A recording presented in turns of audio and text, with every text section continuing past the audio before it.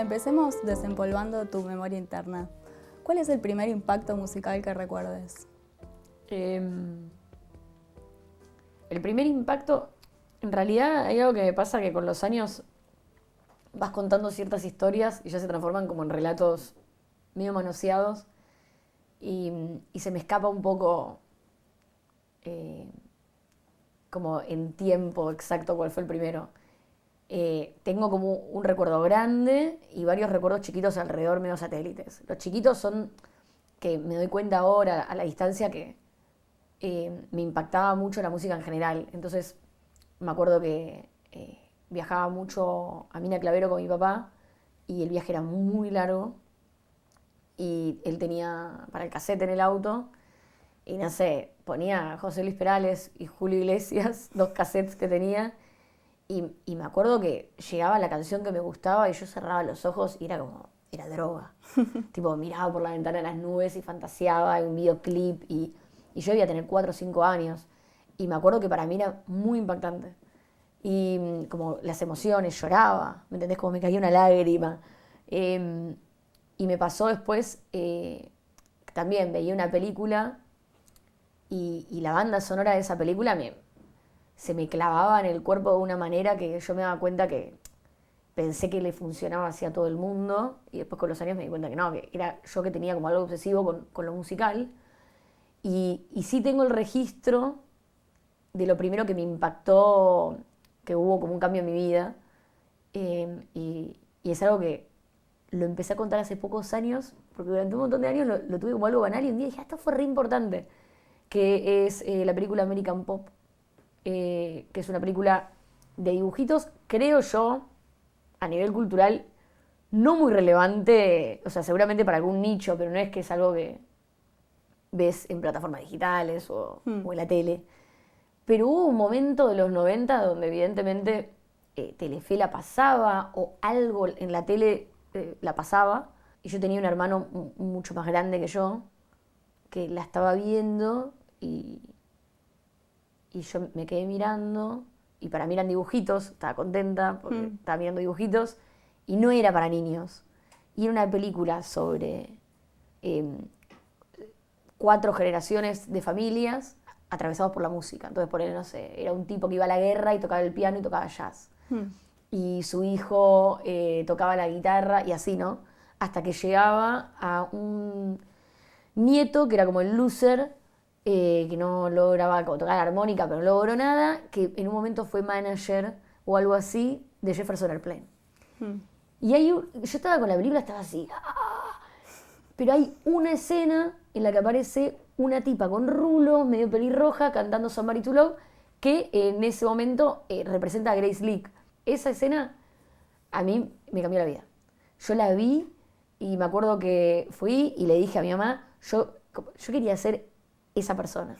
Y como que se me volvió obsesivo. Le dije, quiero tocar la guitarra. Había una guitarra acústica, toda hecha pelota, criolla, en algún lugar del placar. Me la dieron y fui a tomar clases a la escuela. Fue re frustrante. Los próximos 5 años de mi vida era como yo tratando de poner, y todo esto no se parece en nada a la película. ¿Qué te frustraba? Yo quería ser Grace Lee, no quería aprender a tocar nada. Claro. Yo quería estar, no sé, en Agarrar Estados la Unidos, guitarra. en un micro de gira con esa banda. Y tenía 7 años, ¿viste? Era muy chiquita. Eso como que se transformó como en un hilo hasta el día de hoy. Porque esa guitarra criolla se transformó en una guitarra eléctrica. Y yo ya en primer año del colegio no había otra opción en mi vida. ¿Qué discos había en tu casa? ¿Qué sonaba cuando eras chica? Sonaba Luis Miguel, mi hermana.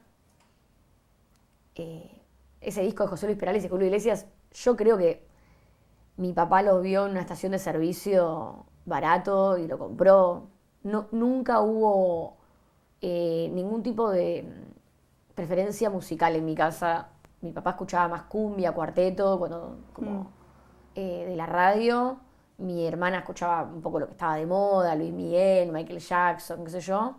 Y mi hermano sí tuvo una fase muy corta, adolescente. Mis hermanos tienen 15, 20 años más que yo. Mi hermano tuvo una fase adolescente donde fue punk, Fueron 2 años muy intensos en la vida de toda la familia porque fue como todo el kit, tener que ir a la comisaría, todo el kit completo de un punky heavy de los 90. 2 años duró. Pero esos 2 años me dejó a mí unos 10 CDs bastante piolas. Yo tenía una cucheta con mi hermano y la cucheta tenía unas maderas arriba mío que decían Sepultura, Pantera, Megadeth, Motorhead. Yo me iba a dormir todas las noches así, con esas cosas en las maderitas de la cama, que era él en su fase, y todos los pósters en el cuarto. Yo compartía mi cuarto con mi hermano. Claro. Mi hermano era punky y yo tenía, no sé, 5 años. 8 años tenía. Y un día un poco se le pasó a mi hermano y quedó como eso que está ahí. Y yo fui un día, ya no compartíamos cuarto, él dormía en otra parte, y fui a buscar los CDs que él tenía para robárselos y escucharlos. Claro. Y elegí las mejores tapas. Y me voy a acordar toda la vida. ¿Cuáles eran? Brick by Brick, de Iggy Pop. American Caesar, de Iggy Pop. Dookie, de Green Day. La banda sonora de los Blue Brothers. El de Damn, Negro. De Cult, Ceremony. Beastie Boys, el del auto, no sé fue el nombre. Y esos, y había alguno más que te lo estoy por decir ahora, pero bueno, eso sí, Billy Idol, Vital Idol. Mira, ¿y los pósters y eso como No, de tu eso yo no hermano? estaba. Claro. Como mi mamá ya había cursado la fase y le habían quedado esos CDs ahí, y yo me los llevé, él nunca me los reclamó. Yo creo que tal vez no se enteró. Pero a mí esos CDs fue mi inicio, fue como un túnel. Al instante me compré yo mi primer CD, como ¿Te acordás cuál fue? sí.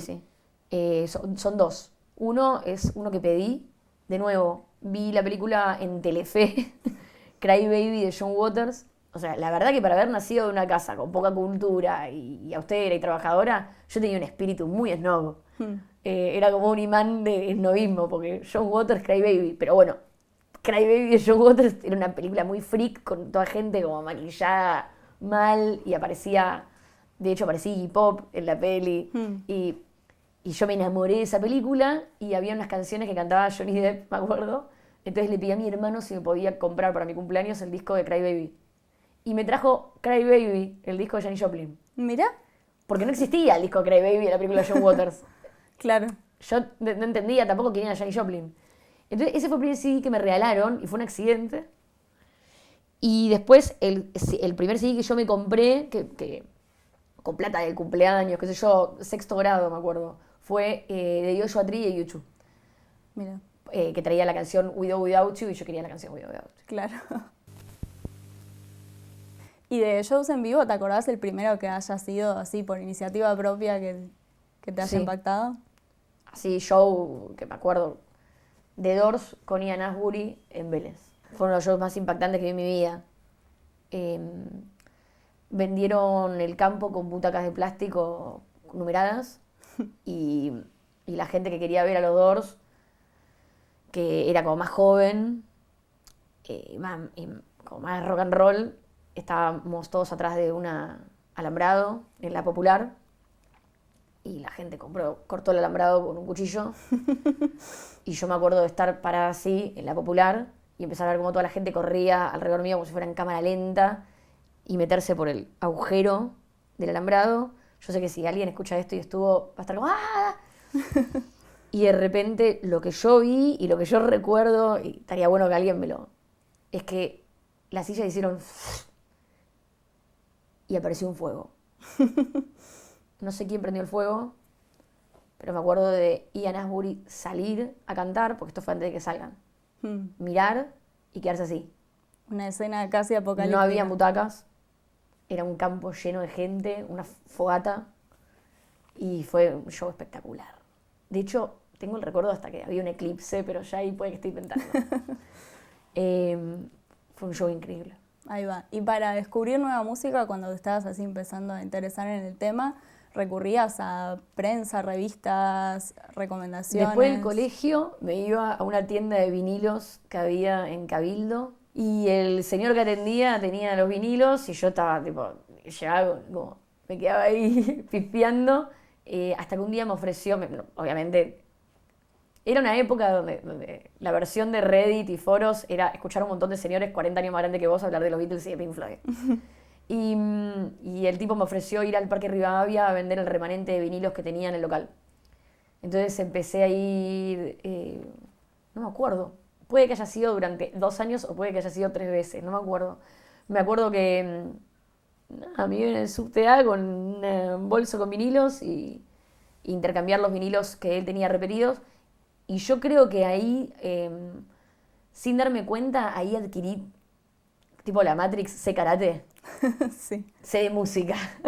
Porque era como que de repente, nada, empezabas a escuchar por primera vez el nombre Robert Johnson, Frank Zappa, nombres como muy grandes y como relevantes para la historia de la música que nada, de repente a los 16 ya sabías perfectamente que eras el Barret y sabías un montón de cosas y las sabías porque un montón de señores te lo habían dicho en el Parque Rivadavia. Esa fue como mi educación musical primaria. Y después de ahí pasé a Garageland, otra galería en Santa Fe más Recoleta, donde tenía un local al lado de la Quinta Avenida, Pat Pietrafesa. Y ahí adquirí mi personalidad. Ahora tengo personalidad. ¿Te la descargaste? Me la descargué. Era un local que vendía música de CDs como de bandas under de Argentina, que la mayoría eran CD-ROMs como grabados, quemados en casa, no eran editados, entonces venían con boligoma, todo muy casero. Y ahí como que adquirí también mi fanatismo por Patti Smith. Me compré el Best Of de 1980-1990, que salió en los 98-99 de YouTube, y había una canción que era Dancing Barefoot en el lado B. Y era mi canción favorita. Y en un momento veo los créditos que no era YouTube, que era un cover que era de Patti Smith. Entonces fui tipo al Parque Rivadavia a ver quién era Patti Smith. Y conseguí un compilado que todavía lo tengo, con una fotocopia de como lo mejor de Patti Smith, muy falopa. Y lo escuchaba full y como que estaba fascinada con esta banda, Patti Smith Group. Y cuando fui a Garageland vi un póster gigante de Patti Smith y dije, ¿esa es Patti Smith? Nunca la había visto, nunca la había puesto. Claro. Y me acuerdo que ahí como empecé como a descubrir el mundo del punk y de Patti Smith. Y Buzzcocks, The Clash, Los Ramones, Talking Heads, MC5, New York Dolls, Los Stooges. Sí, me volví muy fanática del punk. Sí. Y cuando estabas empezando a armar esta biblioteca propia, que ya tenés, bueno, Cry Baby, la peli animada, todos estos discos, ¿había libros también que estuvieses como armando en tu kit de personalidad? No. No fue por ahí. No, o sea, si tuviera que hablar de literatura, sí te puedo decir que me acuerdo que en el colegio me dieron un par de libros que reflasheé y ahí empecé a leer. Tipo, no sé, Escupiré sobre esta tumba, de Boris Vian, Los Pichiciegos, que eran libros que me dieron en literatura y que yo, ¡guau! El Eternauta, como que, y empecé a leer de a poco, pero en realidad sí, como que ahora que lo digo en voz alta, me acuerdo que empecé a leer un montón de literatura beatnik, pero por los músicos. Era como medio como... Cuando sos adolescente es toda una pose, y esa pose un día se transforma real. Como que me empecé como bueno, ¿quién es Bukowski? ¿Quién es Burroughs? Y empecé a leer todo rápido para, bueno, ahora sé literatura beatnik. Pero no sé, no impactó en mi vida como la música. Porque hoy leo un montón, leo mucho más de lo que escucho música, creo. Claro. Y no leo literatura beatnik. Como que no es que te digo, no, el libro tal de Bukowski me cambió la vida. Yo entendía que Dylan y que Patti Smith escribían sus letras en base a la literatura beatnik y que tenían a Ginsberg y a todas estas personas alrededor. Entonces, sí, empecé a consumir literatura beatnik a lo loco en paralelo a la música, pero porque yo quería ser como ellos. Claro, era un poco como lo de ir a las refes de tus refes. Sí, quería ser como ellos y nada, hacía todo, el kit. Pero no te puedo decir, sería un poco chanta de mi partecita, ¿no? Entonces, en esa época mi biblioteca, no sé. ¿Y te acordás cuál fue la primera imagen que tuviste del rock como algo que vos podías habitar? La verdad es que mi mamá me amó mucho. Y yo siempre, nunca me cuestioné que yo podía o no podía hacerlo. Al revés, un día me encontré con que no podía. Como que para mí, yo era, bueno, un día voy a ser Mick Jagger y voy a llenar un estadio. Como que nunca se me cruzó por la cabeza la imposibilidad. Y me acuerdo que alrededor mío estaban como, che, mirá que la música, nada, Claro, no es que agarraste una guitarra y ya sabías tocar no, instantáneamente. y después la vida me sopapeó. Claro. Después empecé a crecer y me empecé a dar cuenta que no iba a pasar eso. Pero fue al revés. No, yo no necesité como empoderarme para hacer música, sino que necesité que vengan y me hagan pará, y me bajen el precio un poco para poder concentrarme más en el arte y no tanto en a dónde quería ir. Ahí va. Sin embargo, sí te puedo decir que hay un video cuando apareció internet. Hay un video como recoloreado de Patti Smith cantando Hey Show en vivo en la tele, donde escupe. Y tiene como una forma de estar parada que yo ahí dije, no quiero ser Mick Jagger, quiero ser Patti Smith. Fue la primera vez que quería ser como una mujer y no como un hombre. Y después She Devils, empecé a ir a ver a She Devils en vivo y empecé a ver a Pilar cómo tocaba la guitarra. Pat era siempre como muy sexy arriba del escenario. Y Pilar era rea. Entonces como que yo tenía ahí como dos figuras donde decía, bueno, se puede estar arriba del escenario y ser sexy y ser lo más rockero que viste en tu vida, y se puede estar arriba del escenario y ser rea y ser lo más rockero que viste en tu vida y ser mujer. Y para mí eso era una novedad. Total. Para mí no era novedad. Para mí las mujeres que eran como, que tenían como una sexualidad arriba del escenario no eran rockeras. Y las mujeres que eran re rockeras arriba del escenario, como no había visto, nunca había visto. Ahora ves todo en internet, pero yo no había visto. Yo escuchaba el Seven, pero no las veía, no imaginaba cómo eran. Entonces She Devils era como que las veía y... Entonces me pasó algo que cuando empecé a tocar en vivo, no traté de ser ni como Patti Smith ni como She Devils. Me di cuenta que yo podía ser yo. Ahí va. Pero yo me di cuenta que yo podía ser yo gracias a ellas. Bueno, entre las cosas que trajiste de tu archivo, de tu memoria interna, está el disco de Patti Smith autografiado por ella como tesorito. No está autografiado por ella, está autografiado por la banda. Ah, bueno, por la banda. Porque es como... Sí, es una historia re zarpada que me pasó que este disco es Horses y en el 2006 Patti vino a Argentina, yo ya la había visto en Nueva York 2 veces. Como muy fan. Fue muchos años antes de que saqué Éramos unos niños. Entonces pasaba como que no tenía como un fandom. Sus seguidores por lo general eran punky de los 70 que crecieron y alguna freak como yo. Yo tenía MySpace y me puse a seguir en MySpace a Lenny Kaye, que es el guitarrista de Patti Smith, que es también la persona que hizo Los Nuggets, que son unos compilados que a mí me reafectaron cuando era chica, que era como que venía toda la música garage de los 60s que no había tenido éxito, él la recopiló y la puso en Los Nuggets, que es como una biblia. Y era como, nada, un crítico de rock, como Lenny Kaye, para mí era lo más. Y lo vi en MySpace y como que nos empezamos a intercambiar un montón de mensajes de música y yo dije, bueno, no es Lenny Kaye, es un fan de Lenny Kaye que se puso Lenny Kaye, como yo en Messenger, un poco, no sé. Entonces empecé a hablar con este fan de Lenny Kaye.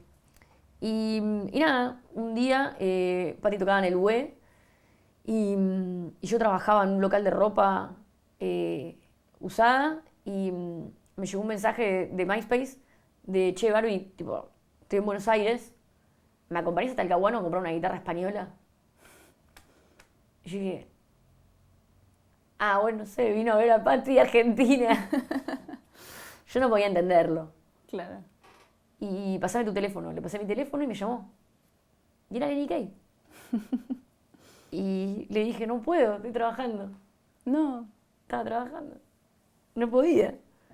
Y me dijo, bueno, venite a la noche. Obvio, ese día tocaba. Y terminé de trabajar, me fui a ver a Patti. Nos fuimos re temprano, hicimos valla y salió a tocar. Y cuando salió a tocar, como que me acuerdo que ese show de Patti Smith, ella todavía no tenía canas, boludo, era rarísima, era una persona como, era como muy, era otra, la Patti de ahora la recordás y es una Patti como muy calma. Esta Patti era todavía como una joven rockera, ¿viste? Una como mostra. Pero salió y levitó, no sé cómo explicarlo, pero para mí levitaba en el aire ella. Y Lenny Kay me miró y me dijo, ¡Ey! Y no me acuerdo si en ese momento dijo Barbie o Utopians, porque era mi banda, y yo tenía ese nombre en MySpace, qué sé yo. Y yo y las personas que estamos alrededor mío empezamos, ¿qué? Y yo no lo podía creer. Y terminó de tocar, y yo estaba como en el bosquecito del festival, y me dijeron, che, te está buscando Lenny Kay, y apareció con toda la banda de Patti. Y nada, jangueé con ellos, tipo, toda la noche ahí por el bosquecito y me firmaron el CD. Yo me había llevado el sobrecito del CD en la campera, en el morral, por las dudas, y un marcador. Y me lo firmaron y me dijo, Patti, era el aniversario de la muerte de su marido, de Fred Sonic Smith. Y me acuerdo que me dijo, Patti se fue a su casa, qué sé yo, que tenía un blog que escribía. Y yo en ese momento tenía un fotolog que me dedicaba a traducir todo lo que ella escribía en el blog. Mira. Era como lo de Patti Smith en español y yo traducía. Entonces era como, uy, tengo que ir a traducir lo que va a subir. Y nada, y Lenny me regaló su púa. Y me dijo, te doy mi púa y es una púa muy especial porque es la única que tengo, me dijo. Y eso. Y me preguntaron si...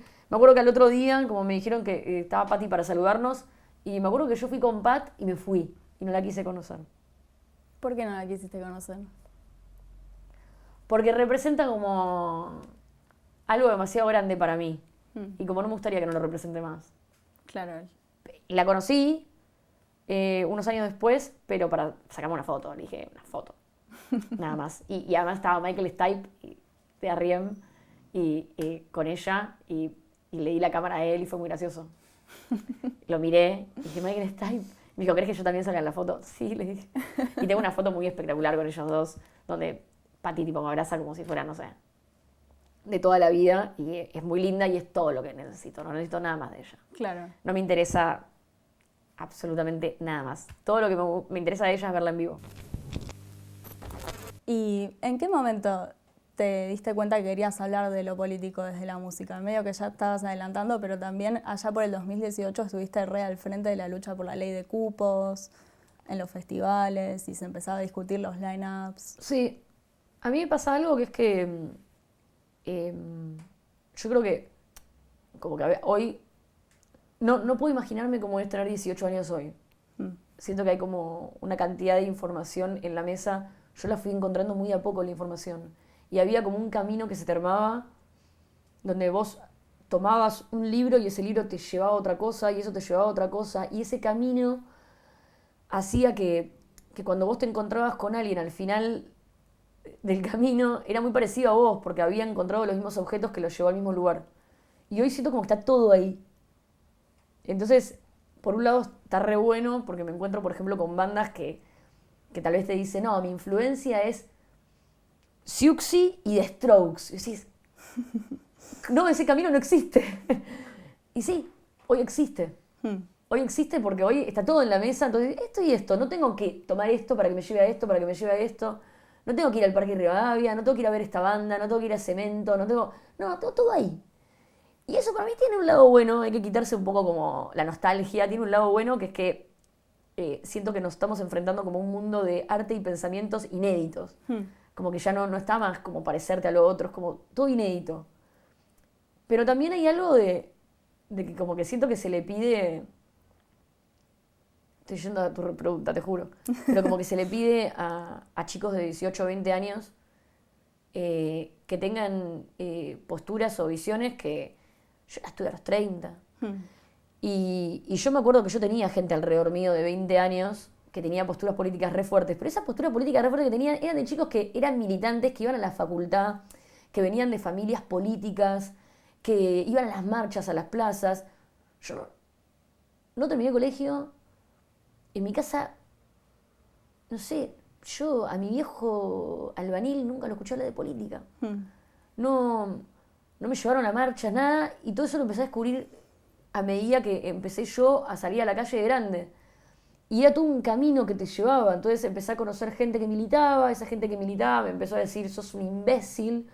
Yo me enojaba, después me volví a hablar y decía, che, parece que tenías razón.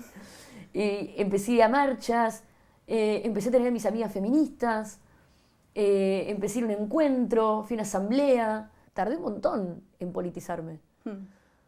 Mucho más de lo que me hubiera gustado. Mira. Pero un montón. Y a mí me llegó con el feminismo. Como que en el 2014, 2015, empecé como no sé, a sentirme muy incómoda con muchas cosas que tenían como una forma política. Y empecé a buscarle respuestas a preguntas que no me hacía hasta ese momento.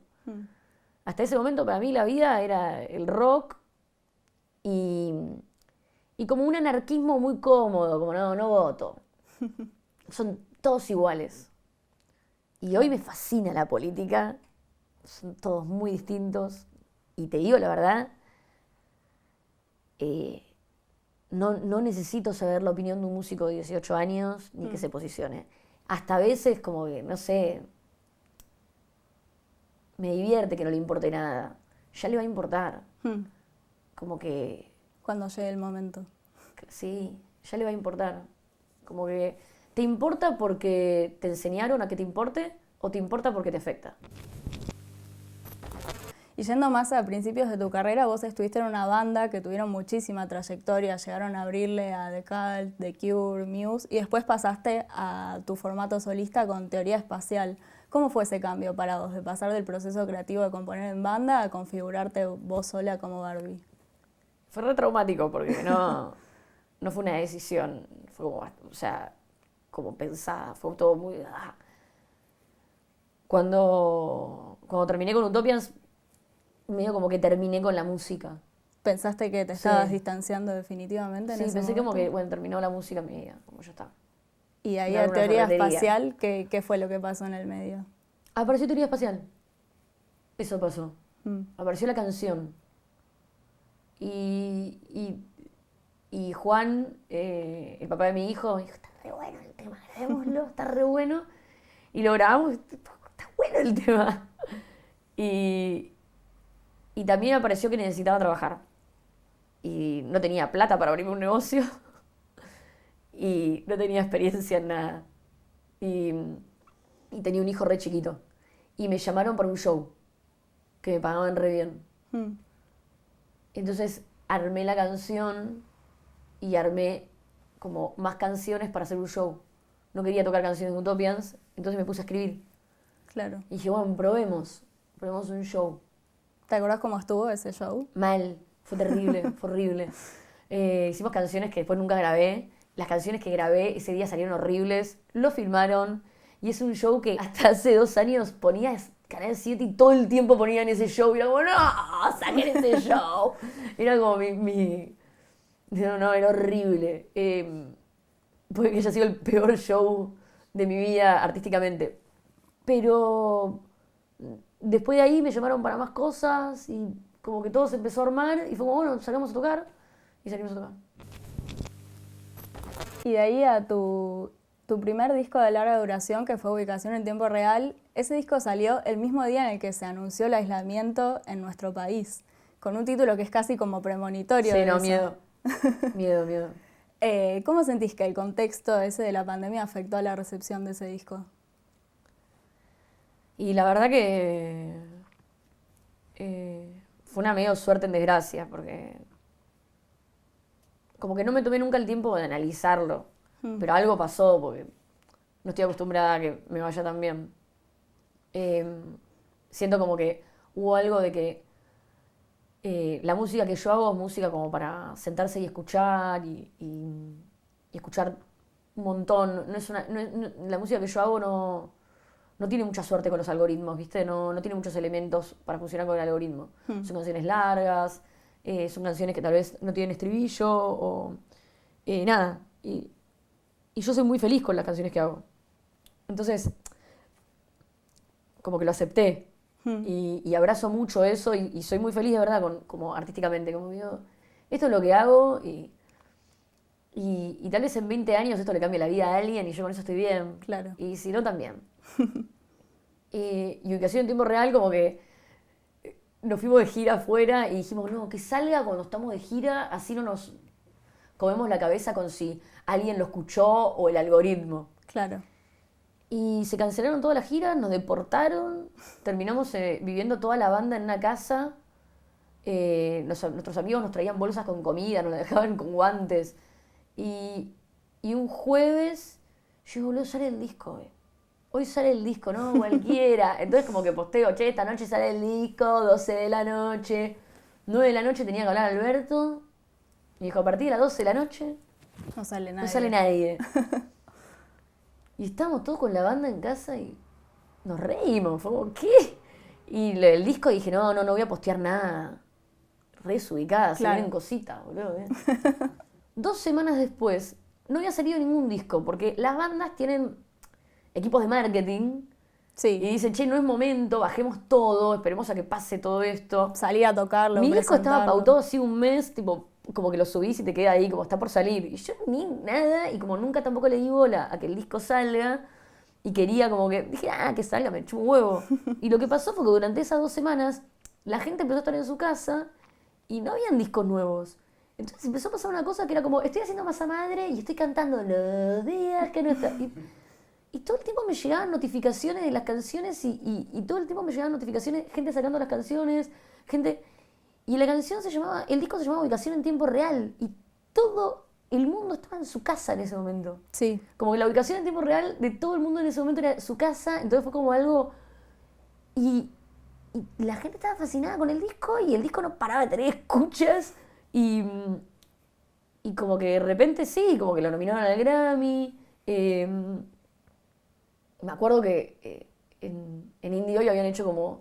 el top 50 de los discos del año y que mi manager me dijo, che, mirá el top 50 de Indie Hoy. Entonces yo estaba 49, 48, 47, 50, 30, 29, 28, 18, 10. Y le digo, ¿no está, Guti? No, fíjate, puesto número 1. Sí, y yo fue no voy a del creer. año. Y en Rolling Stone también, y fue como gratificante que un disco tan poco pensado comercialmente haya tenido tanto recibimiento. ¿Sí? Claro. Y en la pandemia también un poco las sesiones empezaron a ser como el remedio de la falta de la música en vivo. Y en 2022 vos grabaste una sesión en KXP, en la radio basada en Seattle, independiente. Quería preguntarte un poco cómo fue esa experiencia, para vos qué significó grabar ahí, tocar en vivo. Mira, para mí significó un montón a nivel personal porque como que me pasó una cosa así medio loca que fue que como que nosotros hacemos música alternativa y para nosotros eso era como, no sé, la meca, era como algo re flashero. Y yo pensé que yo acepté algo que ahora cambió, pero que para mí que toco hace un montón de años era así, que era como, bueno, yo soy del sur. Claro. Y en el sur pasan otras cosas. Como la banda de acá no vamos a KXP. La banda de acá no vamos a Jimmy Fallon. Como eso es del norte. Sí. Y está bien. Y siempre la referencia con la que uno crecía era Soda Stereo fuera de Latinoamérica. ¿No? Y nada, y creces con esa data. Entonces yo tenía completamente descartado ese deseo. Esa fantasía no estaba en mi cabeza. Entonces cuando llegamos a Seattle y entramos a la cueva esa de luces, donde habíamos visto a nuestras bandas favoritas hacer un montón de sesiones, estábamos como paralizados, no teníamos, no había euforia, había como un shock. Y me acuerdo que después de ahí yo viví una experiencia personal que a mí como me afectó, que fue como que me acuerdo que me dijeron, che, ahora con todo. Ahora esto, porque te resirve, porque este año tocaste en KXP, entonces vamos como a México, todo, que este año tocaste en KXP. Y yo dije, no, ahora no quiero tocar más. Como que me di cuenta, pude ver en tiempo real ese momento en el que arruinás tus experiencias pidiendo más. Como que... ¿Cómo? No sé, yo dije, esto es re zarpado. No voy a dejar que esto se transforme en algo malo porque después no me pasó otra cosa. Es más, no me va a pasar nada más después. Me voy a ir a mi casa y durante un año no voy a tocar. Y me voy a acordar y voy a guardar los stickers y voy a guardar las fotitos con mis amigos y las voy a tener en mi cuarto. Y me voy a despertar todos los días y voy a decir, che, fue re loco esto que pasó y fue re zarpado. Y como no sé si quiero que me pase algo más grande que esto, porque yo nunca llegué a desear algo tan grande como eso. Claro. Quiero seguir disfrutando de lo que hago y no haber podido creer que fui ahí. No sé, como que pude ver lo de la zanahoria y agarré la zanahoria y dije, mierda la zanahoria! Y estuvo bien. Sí. Un poco en la línea de esto que decís de yo soy del sur o todas las giras, todas las posibilidades que se te desbloquean a partir de estar en un lugar así, quería preguntarte, ¿cómo ves las posibilidades del rock en español de insertarse en el contexto internacional? Más teniendo en cuenta que por ahí de muchos países están más dispuestos a escuchar música en español de lo que ellos consideran géneros como regionales o latinos, pero vos haces rock alternativo. Entonces, un poco cómo ves cómo se inserta eso en un contexto más grande de nuestro país. Yo creo que ahora mismo es más difícil para el rock porque yo siento que las letras son re importantes en el rock, y en el pop rock y en el new wave, no sé, la música como un poco más... siento como que la mayoría de la música que se escucha por gente que le gusta mucho bailar, por gente que le gusta mucho compartir, por gente que le gusta mucho musicalizar momentos copados. Y después tenés la música de la gente que le gusta escuchar música, ¿viste? Que le gusta como, no, me gusta esta banda, que sabes el año, que sabes quién lo produjo, que sabes... Y en esa música las letras para mí importan un montón, entonces entender lo que están cantando importa. Pero por cómo va todo, al ritmo que va todo, tal vez eso cambie, porque yo crecí escuchando música en inglés sin entender las letras. La música anglosajona tuvo un efecto en el público hispano donde cruzó esa barrera y donde no nos importaban las letras y estábamos cantando en inglés canciones que no entendíamos. Y al ritmo que vamos yo creo que eso va a terminar pasando. Como que, no sé si creo que va a terminar pasando, creo que podría terminar pasando. Me lo decías hace 5 años, te decía, no. Hoy veo a Paco y Catriel y digo, ¿y qué sé yo? Tal vez en 10 años él está tocando para 40.000 personas en Nueva York, de las cuales 25.000 son gringas. Y no tienen ni idea que está cantando Santi. No lo veo improbable. Y después pasando a tu segundo disco de larga duración, El final de las cosas, ¿hay alguna imagen o escena que se te venga a la cabeza cuando recordás esa etapa? Fue un disco como que borroso. Siento como que la post-pandemia fue... como que se te confunden los años y se te confunde mucho como... Acá se podía salir, pero si yo estaba mirando un recital. Pero después estaba encerrada. No, y después me fui de viaje, pero... Y como que el final de las cosas, siento como que fue un disco que salió después de todo eso. Y yo sentí más como una obligación de hacer un disco y tenía esas canciones. Y después cuando terminé me empezaron a aparecer un montón de canciones y fue como, ¡ay no! Debería haber esperado más y sacar estas canciones. Y no sé, me pasó ahora que estoy por sacar el tercer disco. Sí. Y me tomé mucho tiempo en hacerlo, como para decir, quiero que este disco tenga todas las canciones que tiene que tener y no las que tengo, que fue lo que me pasó con el final de las cosas. Sí. Pero siento como que el final de las cosas era un disco que como más de ruta, como que sucedió en ese contexto de trabajo y movimiento, y que las canciones que salieron ahí no habrían salido de otra manera. Sí. ¿Sabías desde un principio que querías apuntar como ese sonido más ochentero, más new wave que tiene el disco? ¿O? Yo creo que eso ya apareció con Ubicación en Tiempo Real como una identidad sonora que me acuerdo que este disco que estamos haciendo fue como... hicimos muchos intentos de no repetirnos. Y yo creo que no nos repetimos, pero después era todo mucho más ochentero, mucho más... como que creo que, bueno, nada, sí me parece que cuando yo empecé a hacer el proyecto solista, un poco hice algo que fue como, che, ¿qué fue lo que no podía hacer con Utopians? Como que fue lo que... Tuve una banda durante un montón de años que era como una banda de 4 partes, donde todo se decidía, entonces había una identidad de esa banda que era como más de grupal. Y dije, bueno, ahora que soy solista, como, ¿qué es lo que quiero? Quiero hacer la música que escucho. Y la música que yo hago es la música que escucho. Claro. Esa es la verdad. Entonces a veces se parece como a algo más de una época, pero que en realidad es como mis discografías, como lo que yo escucho. Y me encanta que hayan un montón de bandas en ese camino, porque me gusta que la música que... Me gusta pensar que si la música que escuchás es música de los 80s, sentí como que ahora, 2025, es la música de 2025, no es mala música. Sí. Eso para mí sí es una novedad. Cuando yo estaba haciendo ubicación en tiempo real, para mí era como, bueno, una friqueada. Como ponerle más reverb, ponerle más... Y era una friqueada. Y ahora siento como que forma parte como de algo que está pasando y eso no sé, me parece también muy gratificante. Y el año pasado también sacaste un cover de Todo sigue igual. Quería preguntarte qué es lo que te llamó la atención de reversionar esa canción tan clásica del rock argentino y de reversionarla tan drásticamente, porque la hiciste muy propia también. Juan siempre fue muy rolinga. Y como que después fuimos creciendo, pero nada, siempre fue re fan de Viejas Locas y todo. Y esa canción estaba dando vueltas entre nosotros. Y me dijo, ¿hacemos un cover todos igual? Y yo dije, ¿estás loco?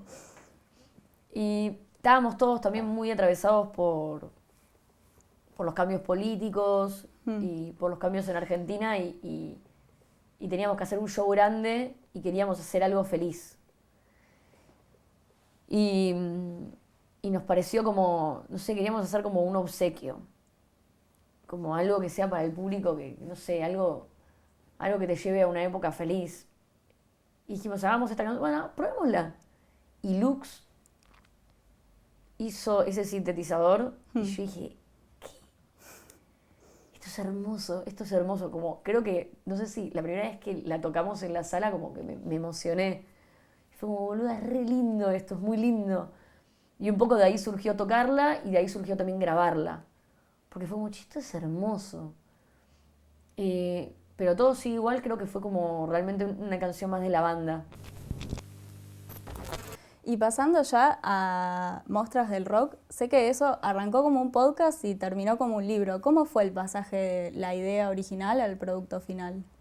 Fue un pedido de Futurock de, che, ¿querés hacer un podcast sobre las mujeres que te gustan? 2018. Y dale, y cuando me puse a escribirlo, a la segunda historia me pasó que como que Debbie Harry estaba leyendo, tipo en una nota nombraba a, no me acuerdo, pero como que tenía que nombrar a Aretha Franklin. Aretha Franklin nombraba a Bessie Smith, y Bessie Smith nombraba a Mamie Smith, y Mamie Smith nombraba a Ma Rainey. Y al toque, ¿quiénes son estas personas? Como al toque apareció Rosetta Tharpe, apareció... Y dije, che, la primera historia que apareció fue la de Mamie Smith, y Mamie Smith era como la primera mujer, no, el primer humano en grabar un blues. Y dije, no, este fue Robert Johnson, no fue Mamie Smith. Claro. Yo se lo aprendí en el Parque Rivadavia. Y me puse a googlear, no fue ella. Pero esto fue como 10 años antes, 8 años antes que Robert Johnson. Y de ahí aparece como la primera vez que un blues se escucha grabado. Y pero esto es re grande. ¿Cómo yo no sabía que era una mujer? La primera persona que grabó un blues. ¿Y por qué grabó? En esa época estaba prohibida la entrada a personas como afrodescendientes al estudio a cantar, pero se enfermó una y... Esto es re grave. ¿Y cómo yo no sabía esta información? ¿Y esto qué año es? 1922. ¿Qué? 1922, pero Elvis Presley nació 30 años después, como no entiendo, ¿qué es esto? O 30 años, 20 años después, pero como, ¿cómo puede ser esto? Y ahí dije, no voy a hacer un podcast de las mujeres que yo escucho, voy a hacer un podcast de las mujeres que a mí me hubiera gustado escuchar cuando era adolescente y no aparecían en ningún libro, y ahora que está internet puedes empezar a investigar. Claro. Y ahí empezó el concepto de Mostras del Rock. Mostras del Rock no es sobre lo que yo sé, es sobre lo que yo no sé. De hecho, el libro, hay un montón de artistas que yo conozco perfecto, y las historias que trabajo son las que yo no conocía. Como Mostras del Rock es como un poco... se transformó en un libro, es una columna que hago todas las semanas en La Hora Animada, en Futurock hace años, y todo lo que yo llevo ahí, que es infinito, porque no para de aparecer, es como que, claro, durante del 50, del año 20 al 2000 que explotó internet, había un montón, pero como no quedaba ningún libro, ninguna biografía, ningún foro, ningún documental, hoy tenés que ir a buscarlo y es todo un laburo. Pero está lleno de discazos de artistas que sí influenciaban mucho a los músicos que popularizaban eso. Sí. Entonces vos consumís eso sin darte cuenta. Lo que pasa es que no lo reproducís. Y eso es Mostras del Rock. Es más de lo que no sé. ¿Qué tan importante crees que es ver a otras mujeres sobre el escenario para subirse al escenario? O sea, tiene algo como de retroactivo eso, ¿no? Importantísimo. Eso lo podés trasladar a cualquier área de la vida. El deseo es lo que hace que vos hagas un camino. Sin deseo, lo más probable es que cuando vos haces un camino sin deseo, es un camino como impuesto o porque no tenés ninguna otra opción, ¿no? Como, no sé, tu viejo es odontólogo, tiene el consultorio, te dice toda la vida que la carrera es corta, que ya tenés el consultorio, y tal vez no es tu deseo, sí, pero lo haces. Pero la mayoría de las veces que vos haces como un sacrificio, un esfuerzo, un camino, lo haces a través del deseo. Y ese deseo 90% de las veces llega porque lo viste. Sí. O sea, viste a una jugadora de fútbol meter un golazo y dijiste, quiero ser ella. ¿Qué es la idea de mostra para vos? ¿Qué significa hacer una mostra? Tiene que ver un poco con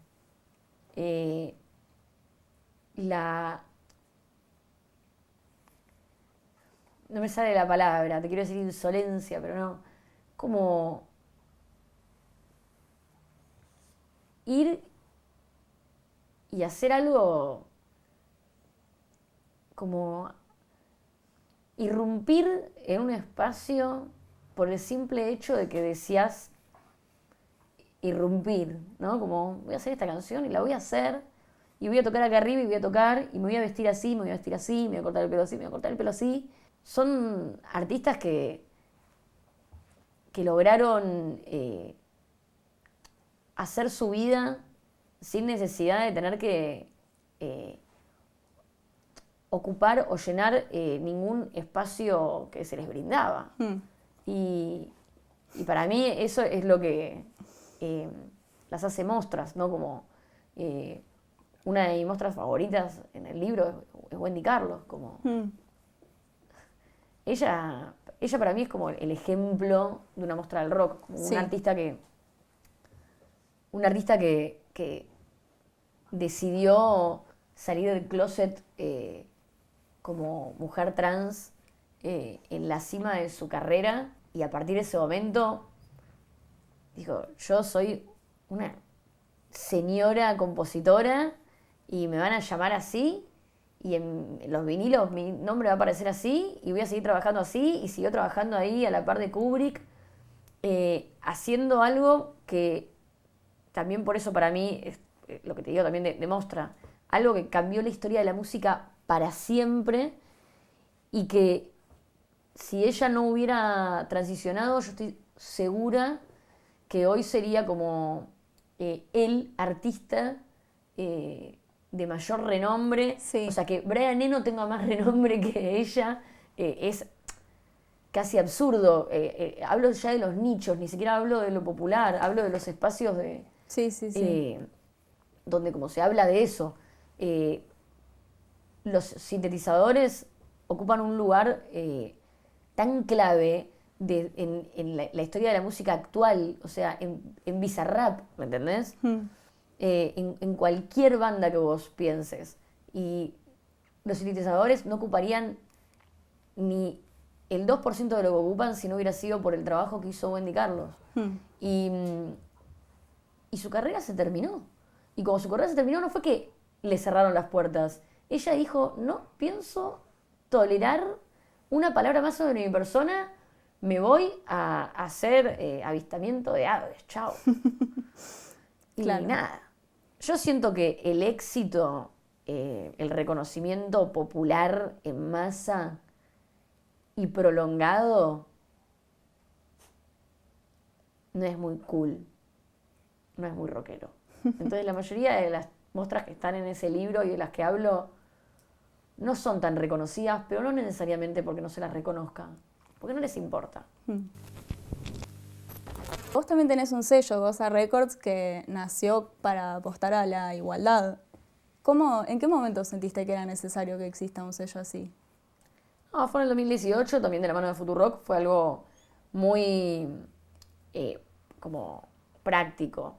Como que se hablaba del cupo, pero al mismo tiempo yo veía y yo decía, pero pará, pibas hay un montón tocando. Yo conozco 1000 bandas, pero no están en Spotify. ¿Por qué? Y hablabas con ellas y decía, pues estoy todo el día laburando. Porque pagué 2 jornadas en un estudio y el ingeniero me trató re mal, me dijo que vuelva cuando no sé qué, quiso grabar él, me hizo llorar, como cosas horribles. Y un montón de cosas que en esa época eran la moneda corriente, hoy son un poco más criticadas, no sé si cambió o no, pero lo que sí sé es que en ese momento fue, bueno, 12 meses, 12 discos de 12 bandas que yo sé que están bárbaras y no tienen disco, dale, vamos. O no tienen su último disco, lo que sea. Y después, nada, Goza se fue como adaptando a como las necesidades también de año a año. En un momento fue como, con Spotify se hizo un montón de talleres de capacitación, con British Council se hicieron conversatorios por todo el país. Uno de los conversatorios terminó con Shirley Manson de Garbage en el Margarita Sigu hablando sobre esto, ¿no? Sobre, che, como ojo con querer hacer buen arte y ojo con querer ser famoso. Como. ¿Y sentís que en alguna medida se cumplió la misión esa con la que nació Goza Records? En ese momento sí. Sí. No, o sea, se cumplió el objetivo, no la misión. Claro. El objetivo eran esos 12 discos, el objetivo fueron las charlas, los conversatorios. Después de los conversatorios, en esos conversatorios nacieron agrupaciones, bandas. En los talleres de capacitación nacieron productoras. Los objetivos se cumplieron. Misión no tiene una misión, Goza. Tiene, de hecho, es como una de las características que tiene Goza es que tiene pequeños objetivos. Hoy ayudamos con la distribución digital a artistas que hacen música tal vez no comercial o tal vez que viven re lejos de una capital y acceder a una distribuidora digital es tipo tener que poner plata para que una página te suba algo de la peor manera. Pero son pequeños objetivos, ¿no? Pequeños objetivos que no tienen fines de lucro, que tienen como propósito aprovechar un poco las posibilidades y espacios que yo tengo alrededor para darle una pequeña mano a otros artistas, pero no hay misión. Sí. ¿Y de esos 12 discos, hay alguno que te haya impactado particularmente? Todos.